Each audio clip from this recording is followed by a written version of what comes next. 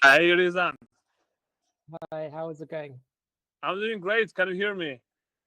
Yes, I can hear you fine. Great to have you here in today's call.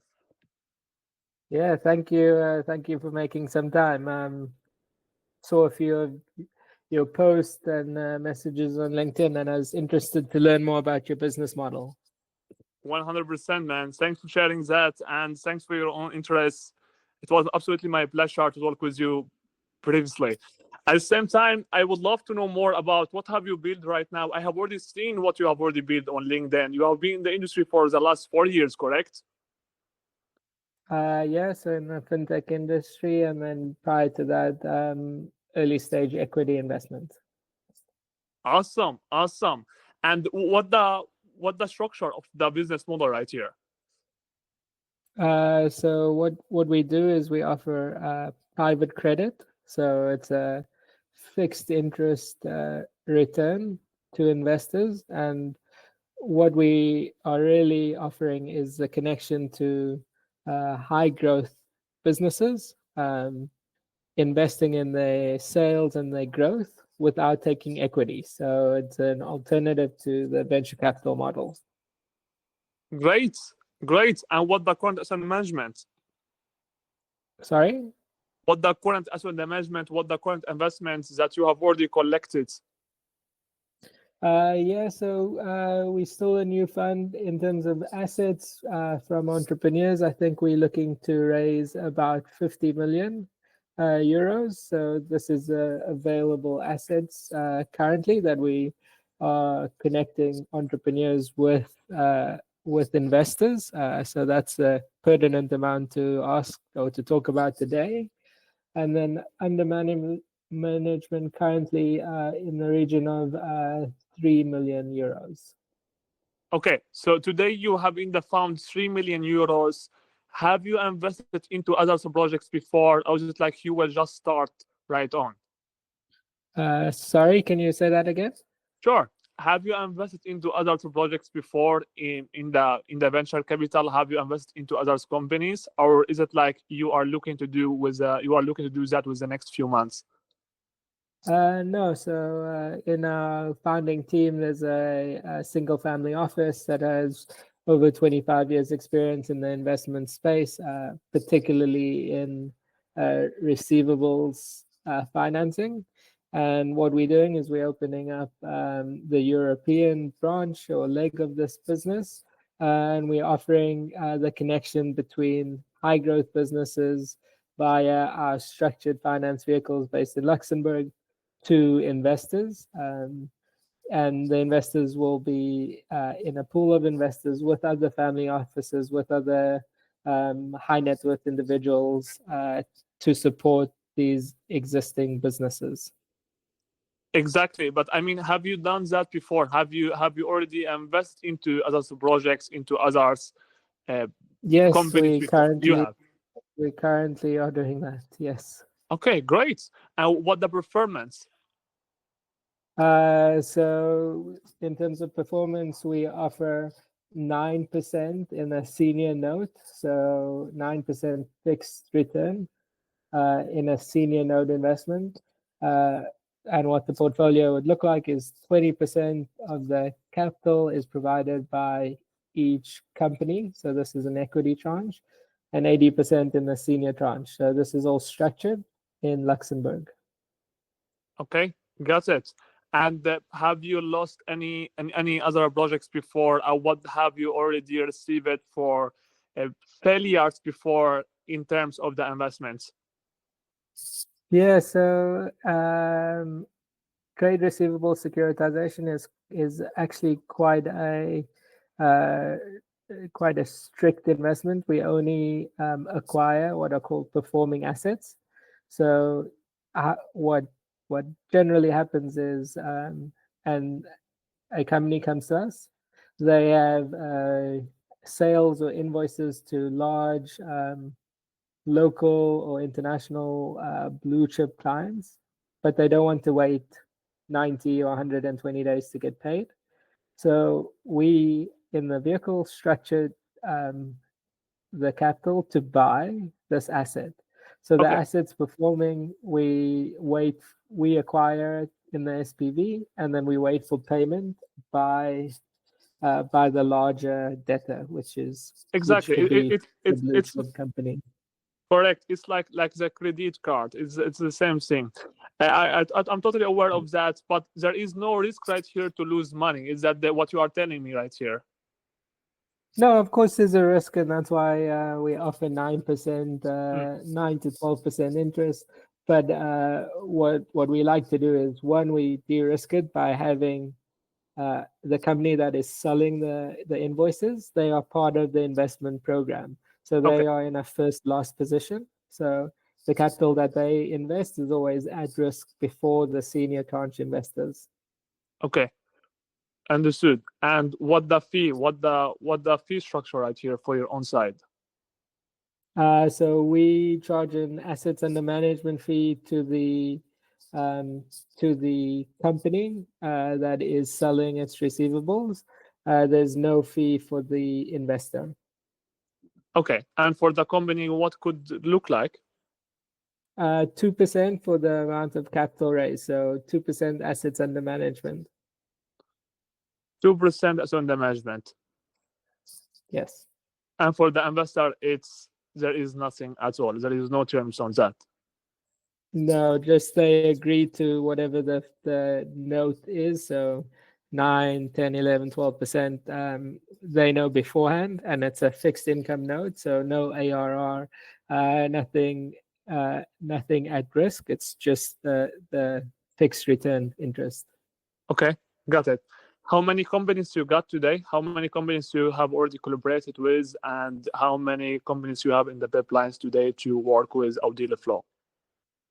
Yeah, so as I said, that we have a portfolio of 4 companies already, which are up and running with SPVs in place, and we have a pipeline of about 50 million euros that we can deploy very easily. You have a plan of 50 million euros. Yes. Okay. Have you tried to raise capital before? So how we do it now is all of these are by private placement, and so we go to individual family offices directly or high net worth individuals to pitch these products.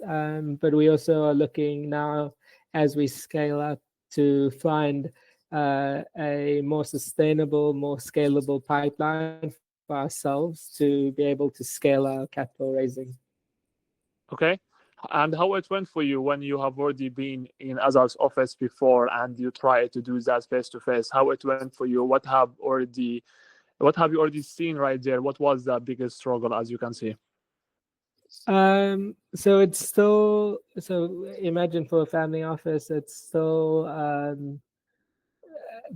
the product is still new, so it's about getting them a bit used to why in a startup we do fixed income instead of equity, but explaining the product, explaining how it diversifies their investment portfolio has been successful for us so far.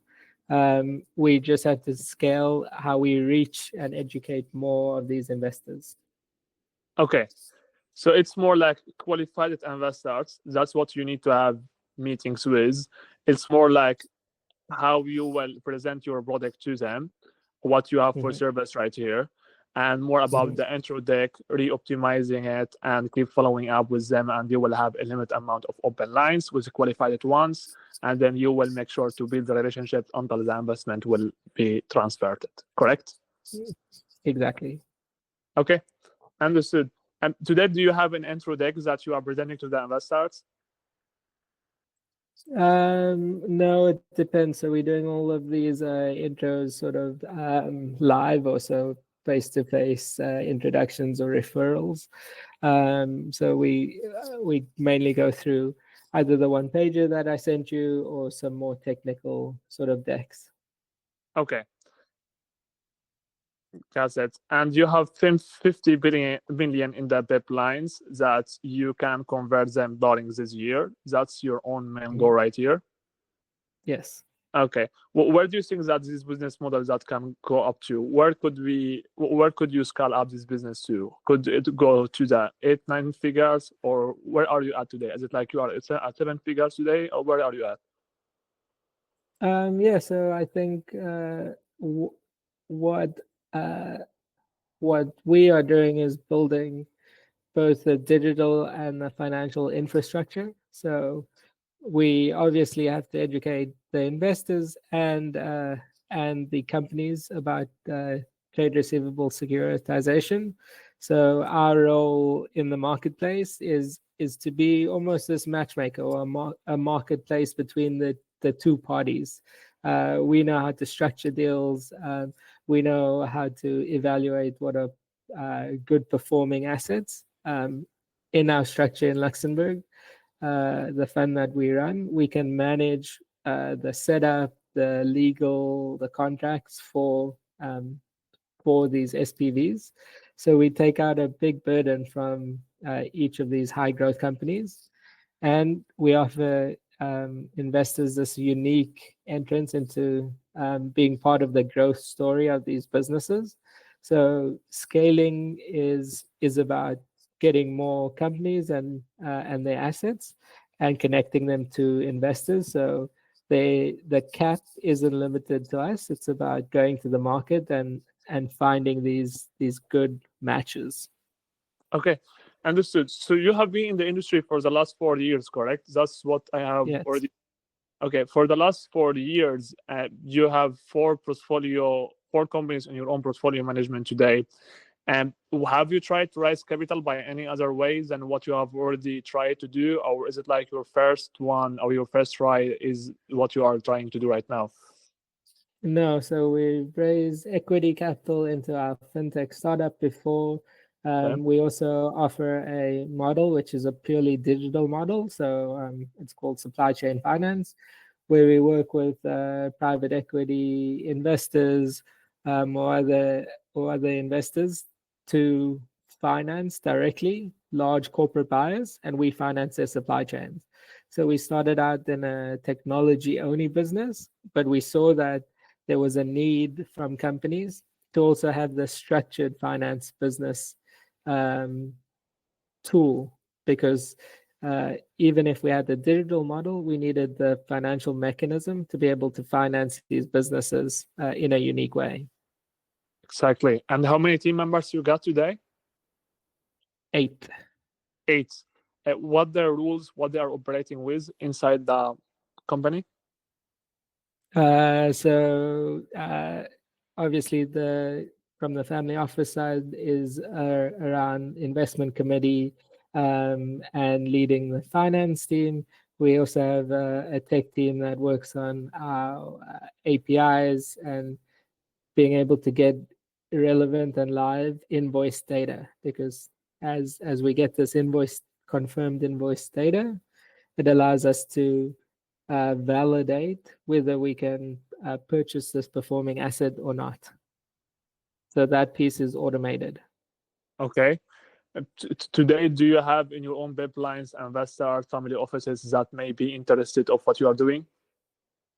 Yes, but why we're talking today is about scaling. So I'd really like to know a little bit more about your business and sort of how you operate.